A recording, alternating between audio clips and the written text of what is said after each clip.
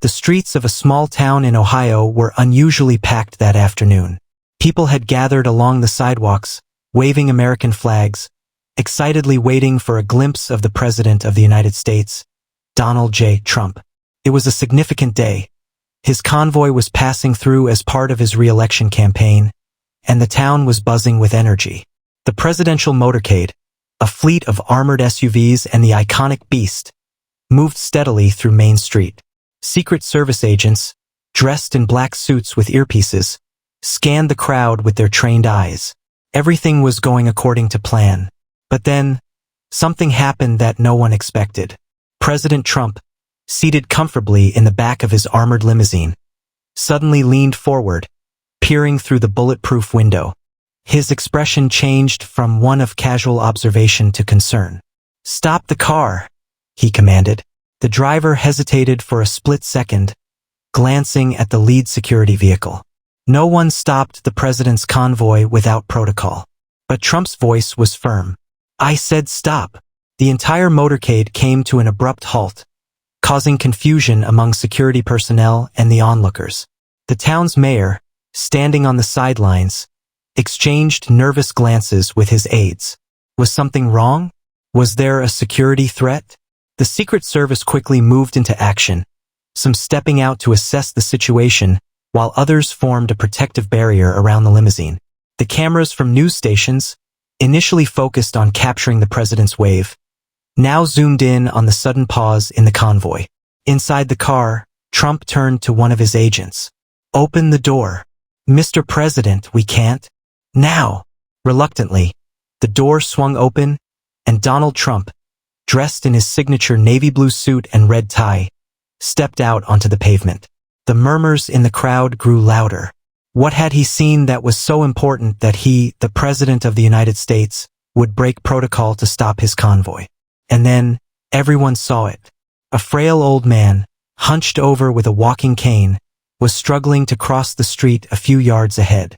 His hands trembled as he tried to gather a few scattered papers that had fallen from his grip.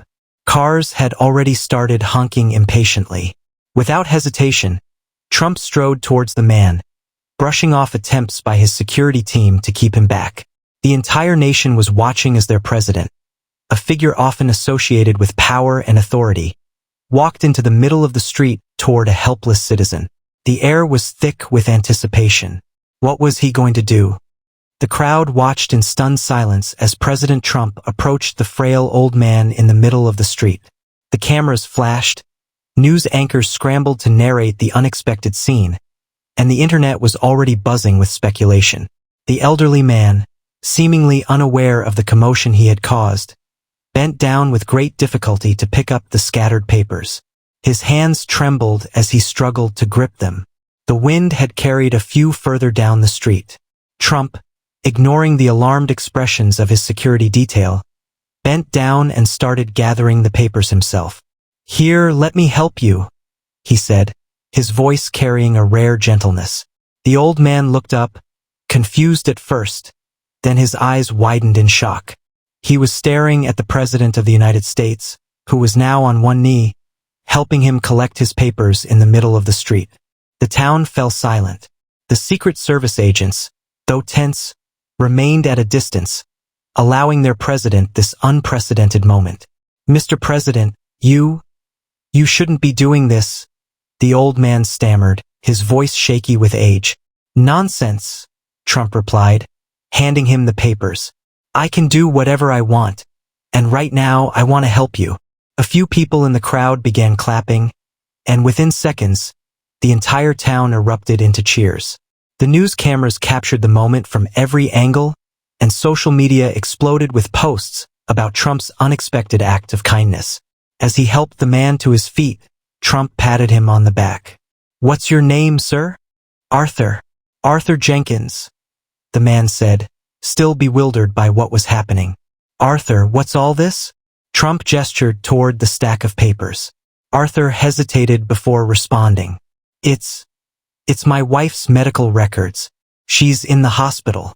I was rushing to get these to her doctor when the wind took them away." For a moment, the president was silent. Then he turned to his staff. Get this man a ride. Make sure he gets where he needs to go. And let his wife's doctor know we're on our way." The crowd gasped again. The president wasn't just helping pick up papers. He was making sure Arthur got the help he needed.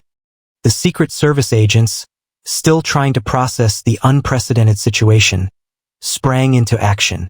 One of them quickly signaled a nearby security SUV, and within moments, Arthur Jenkins was being carefully escorted toward the vehicle. The president turned back to the crowd, adjusting his red tie. "Folks, sometimes it's not about politics. It's about doing what's right." His voice carried a weight that silenced even the most skeptical onlookers. Arthur, still overwhelmed, looked at Trump with teary eyes. "Mr. President, I don't know how to thank you."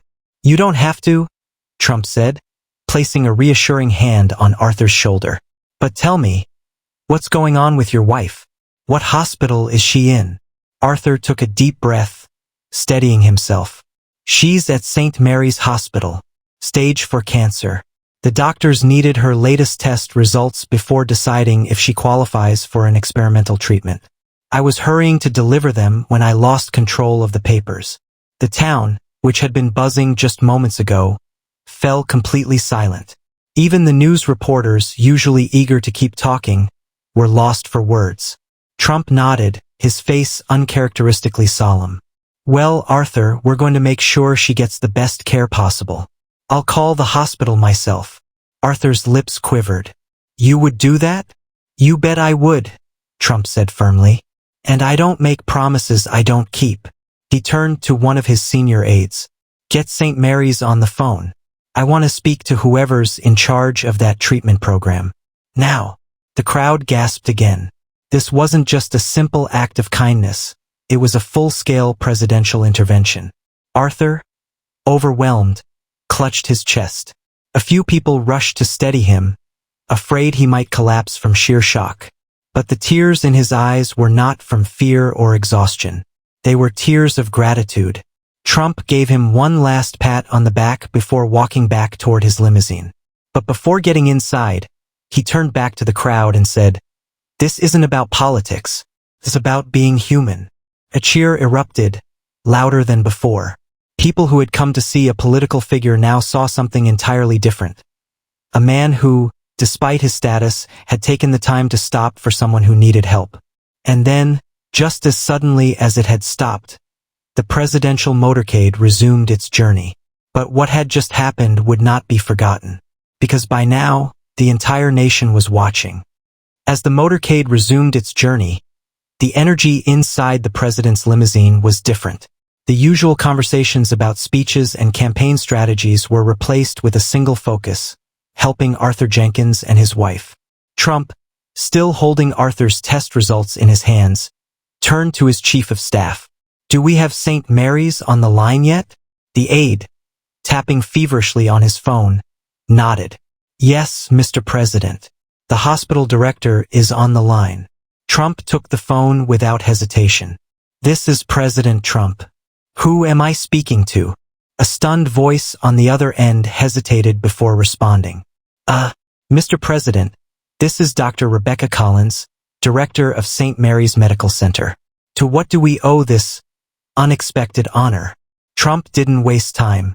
"I've got a man here, Arthur Jenkins, whose wife is in your hospital battling stage 4 cancer. He was trying to get her test results to you, but he ran into some trouble. I want to make sure she gets that experimental treatment. What do we need to do?" There was a long pause on the other end. "Mr. President, we're honored that you're personally involved, but the treatment is highly selective. We're still reviewing the latest results to see if Mrs. Jenkins qualifies." Trump's voice was steady. "I understand that, but I want your personal assurance that she's getting the best possible chance. No bureaucratic nonsense. Just tell me what needs to happen, and I'll make sure it does." Dr. Collins, still in shock, replied carefully. "Well, we were just missing her latest scans and blood work, but if you have them, we can evaluate immediately." Trump smirked. "That's why I stopped my entire convoy, to make sure these papers got to you. I'm sending them over right now." The president handed the documents to one of his aides. "Get these to the hospital. Have a team from our security detail deliver them personally. Yes, sir. Dr. Collins, still on the line, exhaled in disbelief. Mr. President, this is unprecedented. Trump's tone softened. Doctor, I don't care about unprecedented. I care about saving lives. Arthur's wife deserves a fighting chance, just like anyone else. The doctor hesitated, then replied, I promise you, Mr. President, we'll do everything we can. Good, Trump said. I'll be following up. As he ended the call, he turned to his team. Now, let's make sure Arthur knows his wife is in good hands. Back in the town, Arthur Jenkins was sitting inside the security SUV, still trying to process what had just happened. A few minutes ago, he was a desperate husband, struggling to deliver his wife's medical documents. Now, the President of the United States had personally taken charge of his wife's treatment. One of the Secret Service agents sitting next to him placed a reassuring hand on his shoulder. Arthur, you're in good hands. The President doesn't make empty promises. Arthur, his hands still trembling, wiped a tear from his eye. I can't believe it. I don't even know if I voted for him. But this is something I'll never forget. Back inside the presidential limousine, Trump leaned back in his seat, watching the passing scenery. His phone buzzed, his press secretary was calling. Mr. President, the media is already going wild. Footage of you stopping the convoy is all over the news. It's trending everywhere. Trump chuckled. What are they saying? Some are in shock, some are praising you, and, well, some think it's a PR stunt. Trump smirked. Let them think what they want. I did what needed to be done. The motorcade continued toward its next destination, but the impact of what had just happened was only beginning to unfold. Meanwhile, across America, news networks were running the breaking story nonstop. CNN, President Trump shocks the nation with an unexpected act of kindness, stopping his convoy to help an elderly man. Fox News, Trump's humanitarian act leaves America speechless. President personally ensures medical care for a citizen in need. MSNBC, political move or genuine compassion? Trump's latest gesture sparks debate. Social media platforms exploded with reactions. I may not agree with him politically, but this was a class act. Never thought I'd see Trump personally helping someone like this. Respect. Is this real? The president actually stopped everything for an ordinary citizen? Wow. Even some of Trump's critics found themselves admitting that this act was different. It wasn't about politics. It was about humanity. At that moment, the country wasn't talking about policies or elections. They were talking about a man who stopped his entire convoy for a struggling citizen. And the best part? The story wasn't over yet.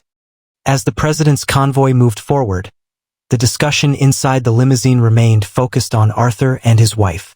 Trump's top aides, who were usually focused on policy and campaign strategies, found themselves discussing medical options, insurance policies, and hospital bureaucracies. Mr. President, his chief of staff said, St. Mary's just confirmed they've received the test results. They're reviewing them now to determine whether Mrs. Jenkins qualifies for the experimental treatment. Trump nodded. Good. But I don't want to hear any excuses about red tape. If she qualifies, she gets the treatment. Period. Meanwhile, in the hospital, doctors and nurses were abuzz with activity. The President of the United States had personally intervened in one of their patients' cases. Something unheard of. Dr. Collins, the hospital director, was pacing in her office, reviewing Mrs. Jenkins' medical files. She turned to her assistant.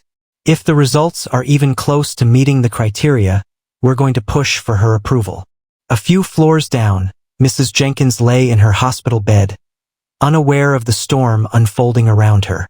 She was weak, her face pale, but when the nurse entered with an update, she forced a small smile. Mrs. Jenkins, the nurse said, adjusting her for. I have some news. Your husband's documents made it here safely, and the doctors are reviewing them now. She nodded, her voice barely above a whisper. That's good. I was so worried. The nurse hesitated, then added, and the president himself made sure they got here. Mrs. Jenkins' tired eyes widened. What? The nurse smiled. Your husband met President Trump today. He stopped his entire convoy to help him. Tears welled up in Mrs. Jenkins' eyes. Arthur always said someone up there was watching out for us. I guess he was right. Back at the White House, by the time Trump arrived at his next destination, reporters were already firing questions at his press secretary. Does the president plan to follow up on Mrs. Jenkins' case? Was this a political move? Or does he personally know the family? Will this set a precedent for future presidential interventions in healthcare? Trump, never one to shy away from the press, stepped forward himself. Look, he said, addressing the cameras. I didn't stop today because of politics. I stopped because I saw a man in need and I helped him. That's what any decent person should do. A reporter raised a hand. Mr. President, will you continue monitoring Mrs. Jenkins' case? You better believe it, Trump replied. And I expect the hospital to do the right thing. If there's a chance to save her, we take it. The reporters scrambled to relay his words across the country. The news of President Trump's intervention spread like wildfire. Major networks broadcasted updates on Mrs. Jenkins' condition, while social media was flooded with discussions, debates, and heartfelt messages. Hashtag Pray for Mrs. Jenkins began trending on Twitter. People across the country, regardless of political beliefs, found themselves united in hoping for a positive outcome. Meanwhile, at St. Mary's Hospital, the medical team had completed their review of Mrs. Jenkins' latest test results. Dr. Collins, the hospital director, took a deep breath before dialing the number she had been given. It rang once, twice, and then the president's aide picked up. White House Communications. Go ahead. Yes, Dr. Collins said, steadying herself. This is Dr. Rebecca Collins from St. Mary's Hospital. I need to speak to the president immediately. There was a brief pause. Then, in a matter of seconds, Donald Trump himself was on the line. Doctor, he said, his voice firm. Tell me we've got good news. Dr. Collins exhaled. Mr. President, I won't keep you waiting. We've reviewed the test results and Mrs. Jenkins qualifies for the experimental treatment. Trump let out a rare sigh of relief. That's what I wanted to hear. When can she start? We can begin treatment within 24 hours. Then do it, Trump said. And doctor, I'll be expecting updates. Of course, Mr. President. As soon as he ended the call, Trump turned to his staff. Get Arthur on the phone. I want him to hear it from me. A husband's hope restored. At that moment, Arthur Jenkins was sitting in a quiet waiting room at St. Mary's, nervously tapping his fingers against his knee. Then his phone rang. He hesitated before answering, his heart pounding. Hello, Arthur, it's President Trump. Arthur nearly dropped the phone. Mr. President? I've got good news for you, Trump said. Your wife has been approved for the treatment. The doctors are moving forward. Arthur gasped. He had been preparing for the worst, but this was a miracle. Oh my God. Thank you, Mr. President. His voice broke. You don't have to thank me, Trump said. Just focus on being there for your wife. She's got a fight ahead, but she's not fighting alone. Arthur wiped his eyes, overwhelmed with emotion. I don't know how I can ever repay you. Trump's voice was calm but firm. Just tell your wife to stay strong. That's all I need. As he ended the call, Arthur sat back in his chair, tears streaming down his face. For the first time in months, he felt hope. As soon as the update hit the news, America erupted in celebration. Talk show hosts, political analysts, and everyday citizens alike praised the president's actions. Some called it the most unexpected humanitarian gesture from a sitting president. Others said it was a moment that transcended politics. Regardless of opinions, one thing was certain. Donald Trump had changed the life of one family forever. And the whole world was watching. The news of Mrs. Jenkins' approval for treatment spread rapidly, turning into a national phenomenon. People from all walks of life, supporters and critics alike, were captivated by the unfolding story. It wasn't just about politics anymore. It was about humanity. At St. Mary's Hospital, Doctors and nurses moved quickly to prepare for Mrs. Jenkins' treatment. The experimental procedure had shown promise in early trials, but it was still a long and uncertain road ahead. Arthur sat by his wife's bedside, holding her fragile hand as she gazed at him with tired but hopeful eyes. "I heard," she whispered. "The president. He helped us?" Arthur nodded, tears welling up. "He didn't just help, sweetheart. He made sure you got this treatment. He stopped everything for you." Mrs. Jenkins' lips trembled into a weak smile. "Then I better not waste this chance." The doctors entered the room. "Mr. and Mrs. Jenkins, we're ready to begin." Arthur kissed his wife's forehead. "You're going to get through this. We're in this together." As the medical team wheeled her toward the treatment room, the nation watched and prayed. The White House stays involved. Back at the White House, Trump sat at the Resolute desk, scanning the latest report on Mrs. Jenkins' condition. His aides had kept him updated every step of the way, and he had personally ensured that any hospital roadblocks were swiftly removed. One of his advisors hesitated before speaking. "Mr. President, I have to ask, why did you get so personally involved in this case?" Trump leaned back in his chair. "Because it was the right thing to do. Sometimes you have to show people that leadership isn't just about policies and power. It's about people." His aide nodded. "Well, sir, the country is watching, and they're seeing a different side of you." Trump smirked. "Good. Let them see it." Just then, his phone rang. It was Arthur. "Mr. President," Arthur said, his voice heavy with emotion. "They've started the treatment. We don't know what will happen, but no matter what, I just want to say, thank you. You gave my wife a fighting chance." Trump's voice softened. "Arthur, she's stronger than you think.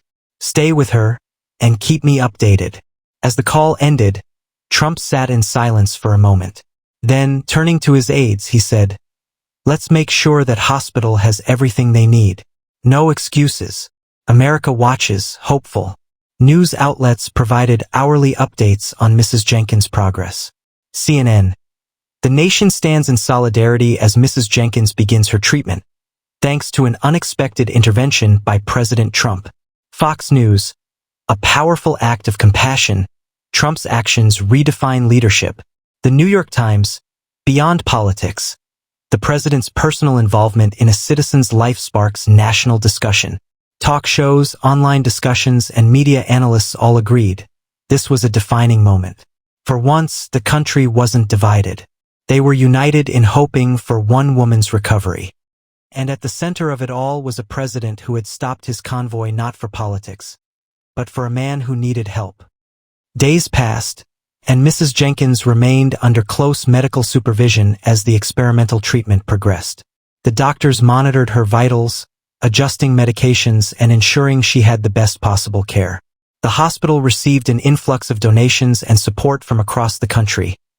Ordinary Americans, touched by her story, wanted to help in any way they could. Arthur barely left his wife's side. He held her hand through every procedure, every difficult night, whispering words of encouragement. "You're stronger than this, sweetheart. We're going to get through it together." And all the while, the White House remained personally involved. President Trump received daily briefings about Mrs. Jenkins' condition. His chief of staff even arranged direct communication between the hospital and the administration. The president had made a promise, and he intended to keep it. A message from the first family. Melania Trump, usually reserved when it came to politics, had been deeply moved by the situation. She decided to make a public statement. "Our prayers are with Mrs. Jenkins and her family. In times like these, we are reminded that compassion and kindness can unite us all. May she find strength in the love and support of this nation." Her words resonated across social media, further cementing the extraordinary nature of this story. The moment of truth. Finally, after a week of intensive care, the doctors gathered Arthur and his family in a private hospital room. The results of the treatment were in. Dr. Collins, the lead physician, took a deep breath before speaking. "Mr. Jenkins, I won't keep you waiting. The treatment is working." Arthur's heart nearly stopped. "You mean?"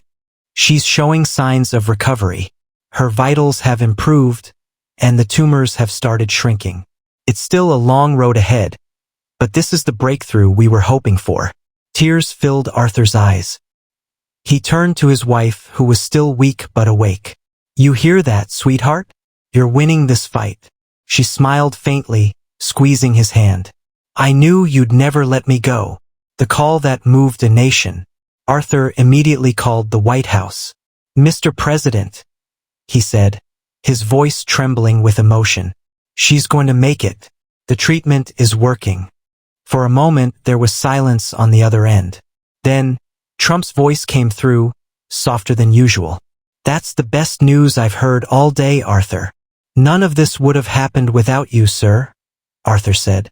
"You stopped everything for us. You gave her a chance. I can never repay you." Trump exhaled. "You don't need to.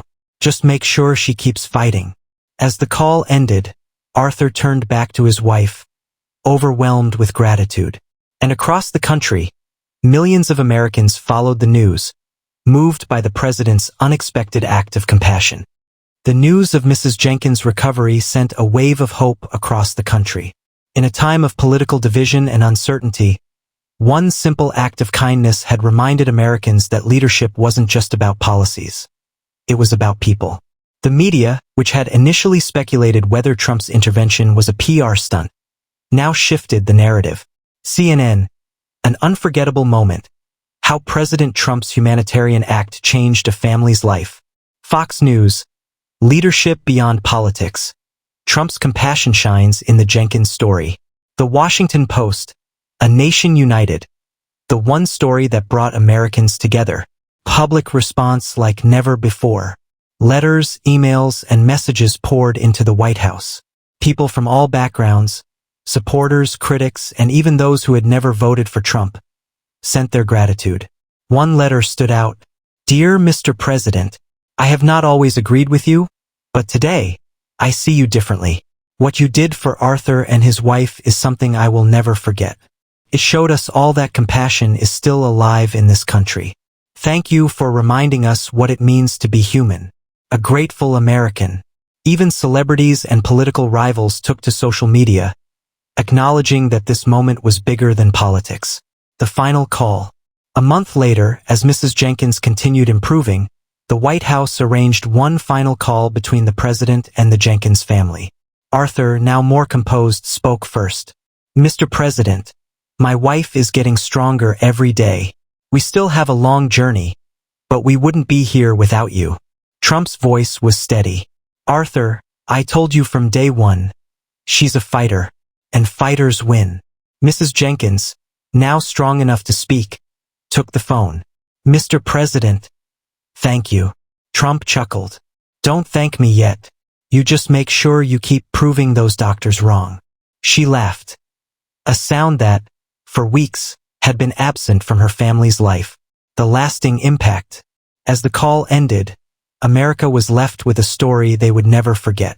For the Jenkins family, it was the moment their lives changed forever. For the hospital, it was proof that miracles happen when people refuse to give up. For the country, it was a reminder that leadership is measured not just by policies, but by moments of humanity. And for Donald Trump, it was one of the most unexpected yet defining moments of his presidency. The final thought. Years later, when people looked back on this moment, they didn't talk about political debates or election polls.